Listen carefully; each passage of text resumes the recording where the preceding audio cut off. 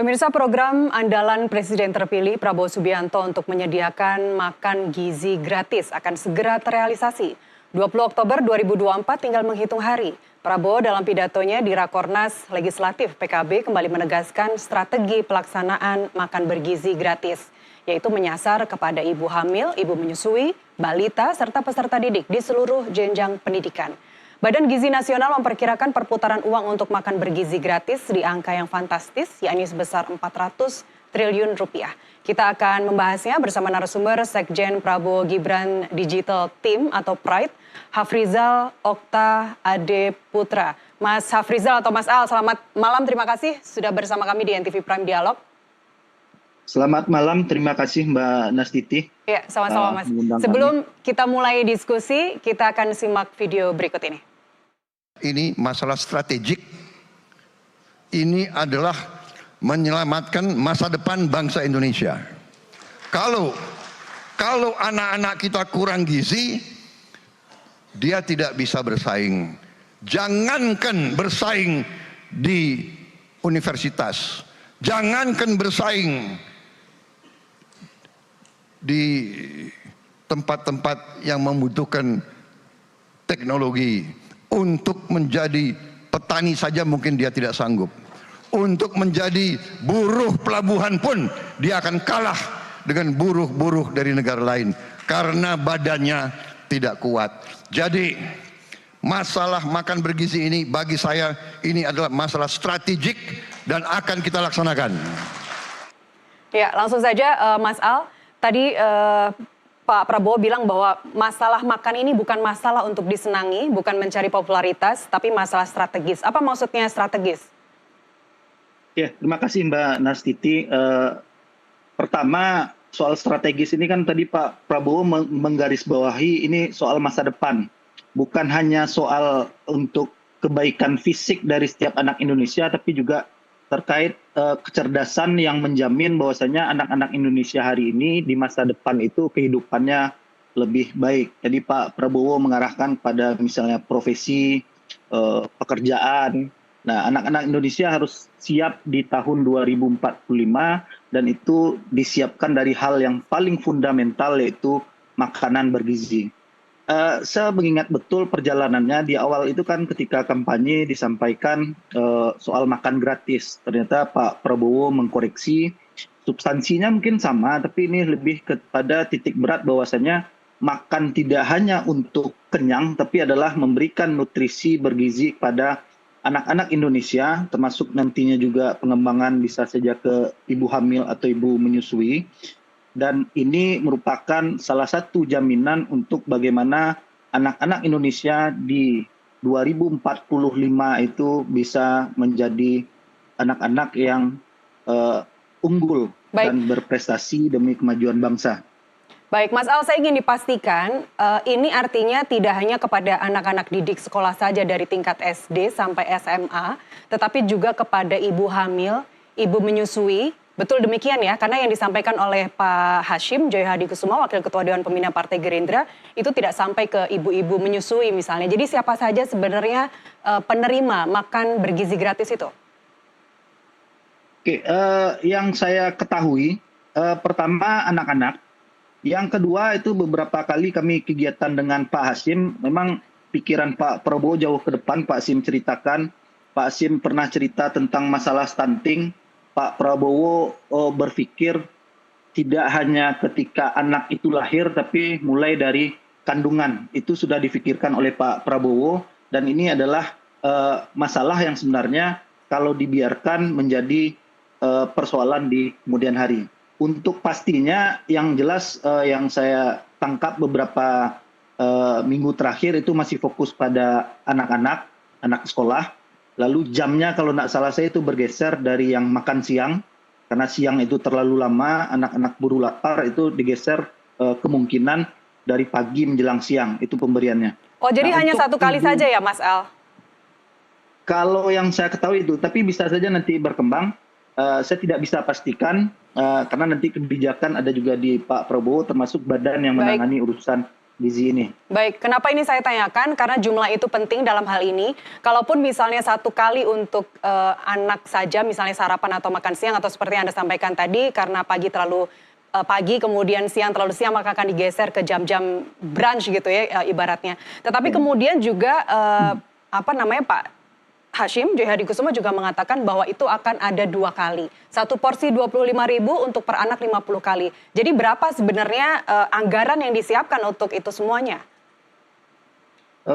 Kalau angka mungkin saya nggak bisa pastikan, tapi yang saya pernah ketahui waktu itu per porsi itu di angka kisaran 15.000 dan ini masih perdebatan. Di dalamnya itu ada seperti nasi, ayam, telur, sayur mayur termasuk susu. Baik. Nah ini besaran kan yang sampai hari ini juga masih perdebatan dan belum dikalkulasi secara final oleh badan yang berwenang menangani persoalan makan bergizi gratis ini. Baik, seringkali Pak Prabowo menegaskan dan juga Wakil Presiden menegaskan bahwa ini akan menjadi program andalan yang dapat sesegera mungkin dijalankan. Prioritas program pertama yang akan dijalankankah program makan bergizi gratis ini di awal Januari 2025 akan segera dimulai kalau saya tidak salah, mohon koreksinya. Ya, memang yang saya tangkap demikian di awal langsung di 2025 tentu tidak hanya ini saja sejalan dengan program lainnya. Tapi memang harus kita akui makan bergizi gratis ini sangat populer dan sering diperbincangkan oleh banyak pihak. Baik. Dan ini memang jadi atensi khusus dari Pak Prabowo. Termasuk karena masalah strategis untuk masa depan tadi.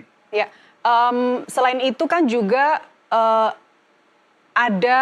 ada kemudian hitung-hitungan dari sisi jumlah penerima makan siang gratis ini, kemudian juga menu, saya rasa juga dari Badan Gizi Nasional juga sudah memperhitungkan berapa banyak kalori atau protein yang harus ada dalam setiap box makan yang akan dibagikan untuk anak-anak sekolah itu. Tapi kemudian pertanyaan saya, kalau mulai bulan Januari 2025 akan dimulai program pertama ini, bagaimana implementasinya? Bagaimana berapa jumlah yang disasar?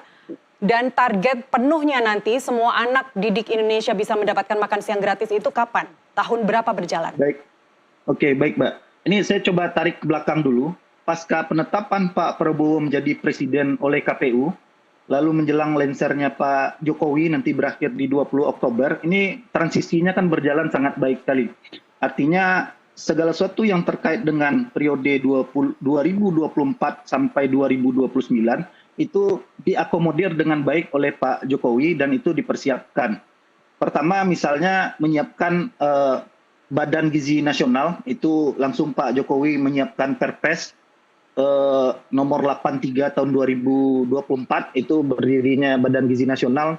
Lalu setelah itu juga sudah disiapkan beberapa kali simulasi uji coba dan perangkat-perangkatnya juga sudah disiapkan, sudah ada pernah juga studi banding saya dengar. Artinya untuk melaksanakan secara baik itu rasanya pemerintah ke depan sudah siap.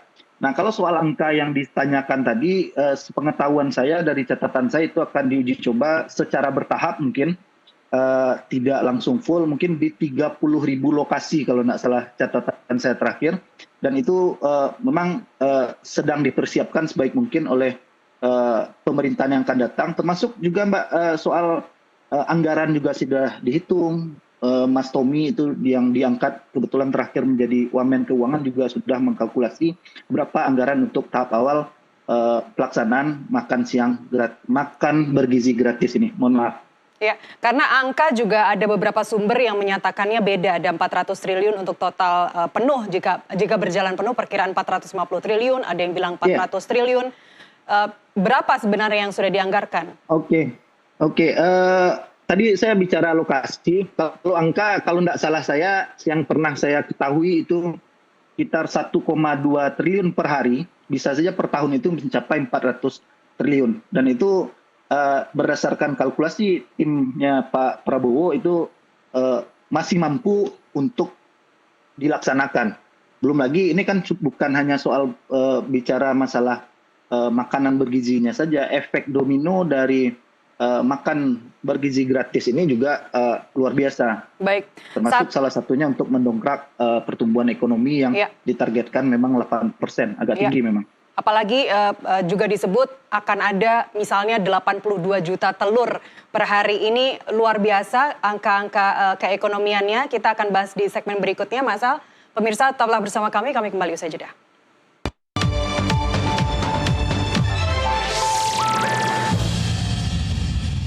Kita lanjutkan NTV Dialog. Saya masih bersama Sekjen Prabowo Gibran Digital Team atau Pride, Hafrizal Okta Ade Putra. Mas Al, kita lanjutkan.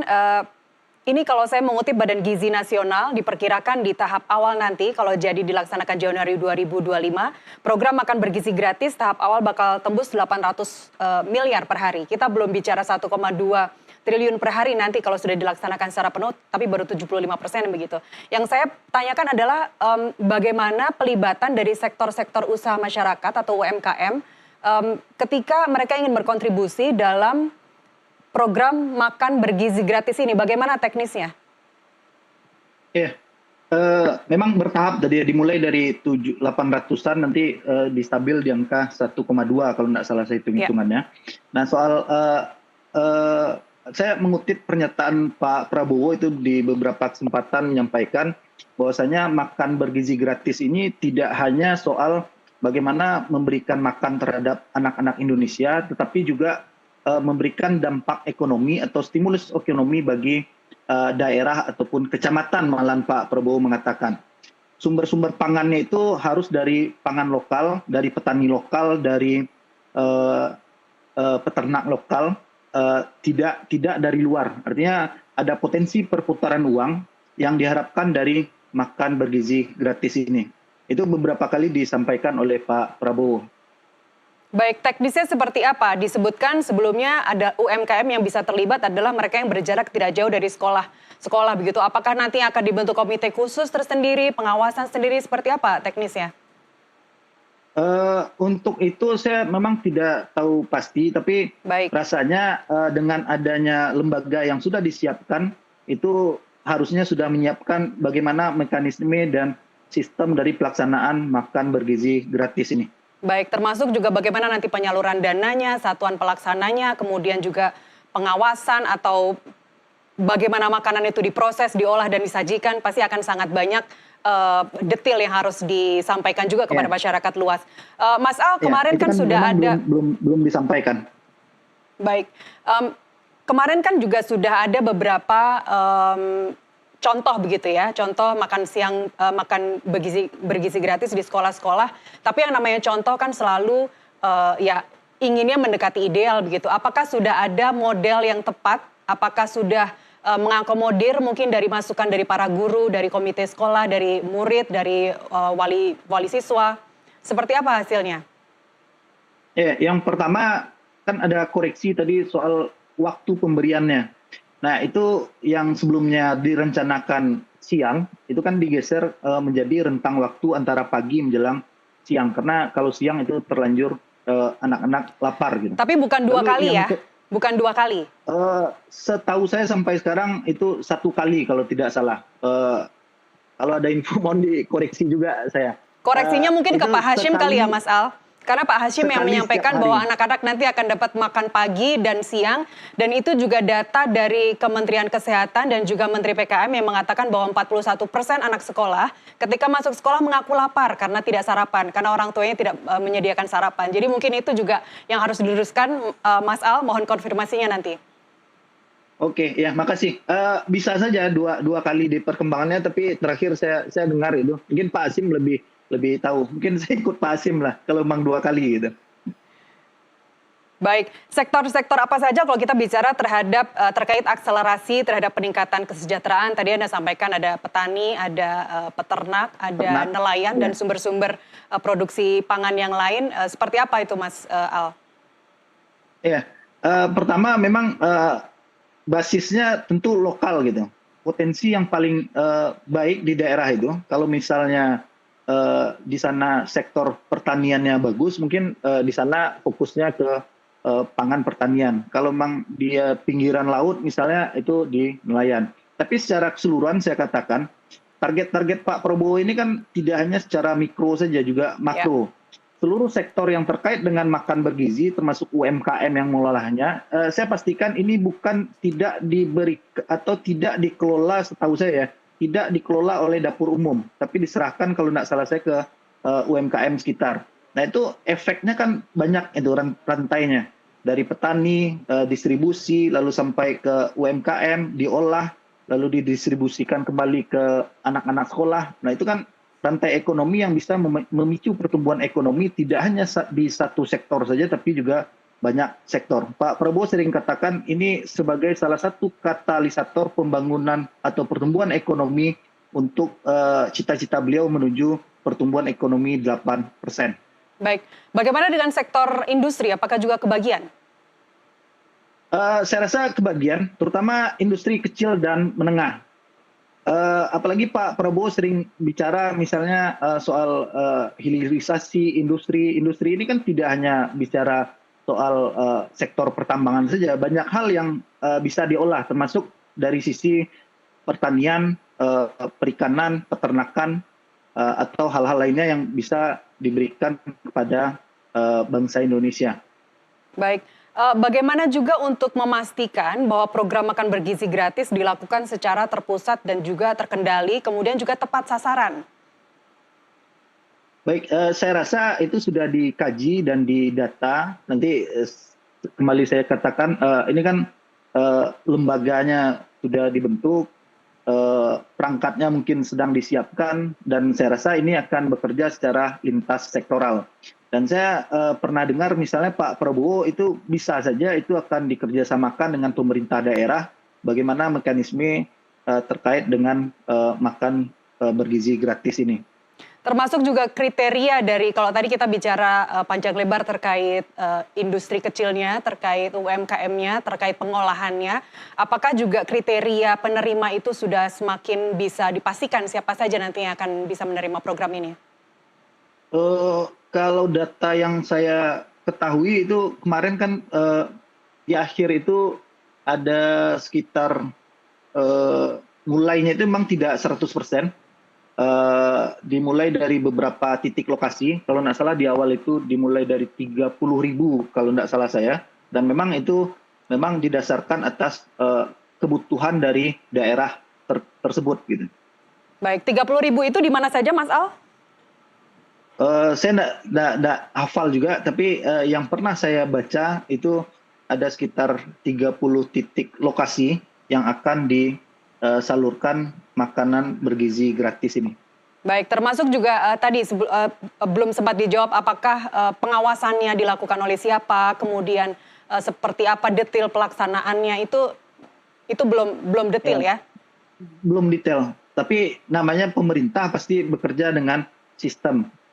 Baik, banyak masukan dari kemarin ada beberapa kali di sekolah-sekolah diadakan percontohan ya, kita bisa bilang percontohan makan bergizi gratis, tidak sesuai dengan menu kesukaan anak-anak, misalnya yang SD disamakan dengan SMA itu tidak akan bisa, pasti menunya akan beda karena kandungan kalorinya juga pasti muatannya juga akan lain. Seperti apa penyesuaian itu sampai sekarang yang sudah Anda ketahui? Ya. Yang jelas yang namanya bergizi kan pertama dia tidak satu jenis makanan, ada substitusinya, dan itu bisa saja mungkin terjadi penyesuaian ketika tidak suka ikan, mungkin dia akan makan ayam, seperti itu kira-kira. Lalu yang kedua, yang namanya pelaksanaan pasti setelah dilakukan pasti ada koreksi, pasti ada evaluasi, dan pasti ada perbaikan-perbaikan bagaimana ini establish di kemudian hari. Satu tahun pertama itu kalau ada uji coba, gonta-ganti skema, perbaikan sistem, saya rasa itu hal yang biasa karena ini kan namanya program baru. Tapi saya pernah dengar Pak Prabowo katakan 76 negara di dunia ini menurut data PBB itu sudah melakukan pemberian makan bergizi gratis pada anak-anak. Ya, baik. Makan bergizi gratis kepada anak-anaknya. Ya, kita berharap Mas Al, karena ini adalah program pemerintah, program andalan pemerintahan yang baru, dan juga programnya akan berlangsung secara continuity begitu ya. Kita harapkan juga nanti akan ada misalnya indeks kesehatan siswa, akan juga terlihat dari berapa bulan program ini berjalan dan seterusnya. Hafrizal Okta Ade Putra atau Mas Al, terima kasih sudah bersama kami di NTV Sama-sama, Prime terima Dialog. kasih banyak. Ya, kami masih akan kembali dengan dialog NTV Prime lainnya, tetaplah bersama kami.